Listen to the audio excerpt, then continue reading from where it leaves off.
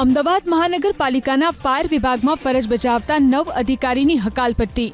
કમિશનરે એક સાથે 9 અધિકારીને નોકરીમાંથી કાઢી મૂકતા હડકંપ મચી ગયો। 9 અધિકારીમાં 3 divisional fire officer, 5 station officer અને 1 સબ ફાયર ઓફિસરનો સમાવેશ। તમામે બોગસ સ્પોન્સરશિપથી પ્રમાણપત્રના આધારે નોકરી મેળવી હતી। મનપા કમિશનરે જવાબ રજૂ કરવા 10 દિવસનો સમય આપ્યો હતો, પરંતુ સંતોષકારક જવાબ ન આપી શકતા તમામને પાણીચું આપી દેવાયું। અમદાવાદ મહાનગરપાલિકાના ફાયર વિભાગમાં ફરજ બજાવતા 9 અધિકારીની હકાલપટ્ટી। કમિશનરે એક સાથે 9 અધિકારીને નોકરીમાંથી કાઢી મૂકતા હડકંપ મચી ગયો।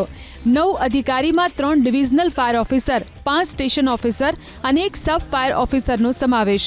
તમામે બોગસ સ્પોન્સરશિપથી પ્રમાણપત્રના આધારે નોકરી મેળવી હતી।